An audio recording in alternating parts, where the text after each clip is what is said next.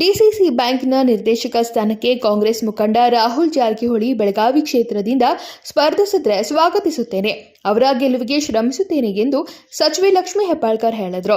ಇಲ್ಲಿ ಮಂಗಳವಾರ ಸುದ್ದಿಗಾರರೊಂದಿಗೆ ಮಾತನಾಡಿದ ಅವರು, ವಿಧಾನ ಪರಿಷತ್ನ ಸದಸ್ಯ ಚನ್ನರಾಜ ಹಟ್ಟಿಹೊಳಿ ಯಾವುದೇ ನಿರ್ಧಾರ ಕೈಗೊಳ್ಳಲು ಸ್ವತಂತ್ರರು.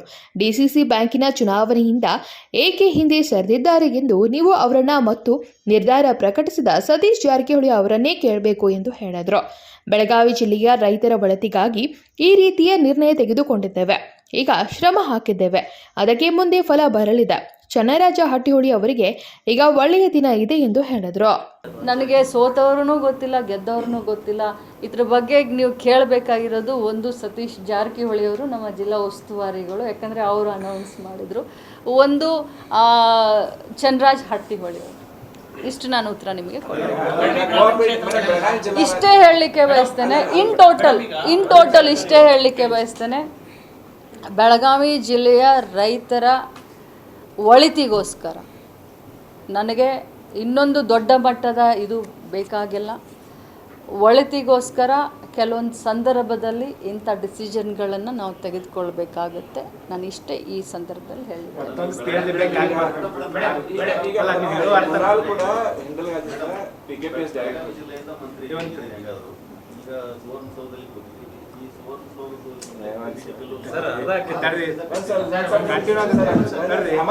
ಈಗ PLD ಬ್ಯಾಂಕ್ ಮತ್ತೊಂದು PLD ಬ್ಯಾಂಕ್ ಆಗಬಾರ್ದು.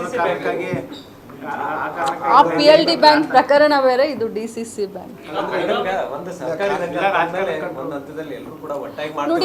ನೋಡಿ ಒಂದು ಮಾತನ್ನ ಹೇಳಲಿಕ್ಕೆ ಬಯಸ್ತೇನೆ. ಇಲ್ಲಿ ಸುಮ್ಮನೆ ಪ್ರಯತ್ನ ಮಾಡದೆ ಕೂತ್ಕೊಳ್ಬಾರ್ದು. ಇದು ರಾಜಕಾರಣ. ಇದು ರಾಜಕಾರಣದಲ್ಲಿ ಒಮ್ಮೆ ಸಕ್ಸಸ್ ಆಗ್ತೀವಿ, ಒಮ್ಮೆ ಫೇಲ್ ಆಗ್ತೀವಿ. ಪ್ರಯತ್ನ ಮಾಡದೆ ಕೂತ್ಕೊಂಡ್ವಿ, ಐಡಿಯಲ್ ಆಗಿದ್ವಿ, ಅದು ಬರುತ್ತೆ. ಬಟ್ ನಾವು ಪ್ರಯತ್ನ ಮಾಡಿದ್ವಿ. ರಾಜಕಾರಣದಲ್ಲಿ ಎನಿ ಇನ್ವೆಸ್ಟ್ಮೆಂಟ್, ಅದು ಶ್ರಮ ಆಗಿರಬಹುದು, ಅದು ದಿನ ಆಗಿರಬಹುದು, ಅಥವಾ ಅದು ಇನ್ನು ಯಾವುದೇ ರೂಪದಲ್ಲಿರ್ಬೋದು. Any investment is a good investment. ಅದು ಲಾಂಗ್ ಟರ್ಮ್ ಇನ್ವೆಸ್ಟ್ಮೆಂಟು. ಇವತ್ತು ನಾವು ನಮ್ಮ ಶ್ರಮವನ್ನು ಇನ್ವೆಸ್ಟ್ ಮಾಡಿ, ಬೇರೆ ರೂಪದಲ್ಲಿ ಇನ್ವೆಸ್ಟ್ ಮಾಡಿ, ನಾಳೆ ಬೆಳಗ್ಗೆನೇ ನಮಗೆ ಫಲ ಬೇಕು ಅಂತ ಬಯಸಿದ್ರೆ ಮೂರ್ಖತನದ ಪರಮಾವಧಿ ಪಾಲಿಟಿಕ್ಸ್ನಲ್ಲಿ.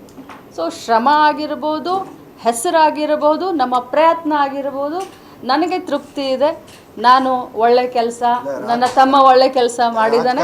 ಇವತ್ತಿಲ್ಲ ನಾಳೆ ಫಲ ಖಂಡಿತವಾಗ್ಲೂ ಬರುತ್ತೆ. ಆಫರ್ಗಳು ನಡೀತಾವೆ. ನಿಮ್ಮಲ್ಲಿ ಏನಾದರೂ ಎಕ್ಸ್ಚೇಂಜ್ ಆಫರ್ ಆಗಿದೆಯಾ ಅಂತ? ಲಕ್ಷ್ಮೀ ಹೆಬ್ಬಾಳ್ಕರ್ ಯಾವತ್ತೂ ಕೂಡ ಆಫರ್ ಕೊಟ್ಟೇನೂ ಇಲ್ಲ, ಆಫರ್ ತಗೊಂಡೇನೂ ಇಲ್ಲ.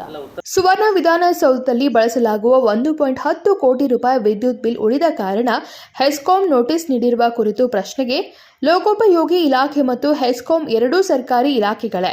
ಹಣಕಾಸು ಇಲಾಖೆ ಈ ಬಗ್ಗೆ ಪರಿಶೀಲಿಸಿ ಕ್ರಮ ವಹಿಸುತ್ತದೆ ಎಂದರು. Vinod Kolkar, KMM Kannada news, Belagavi.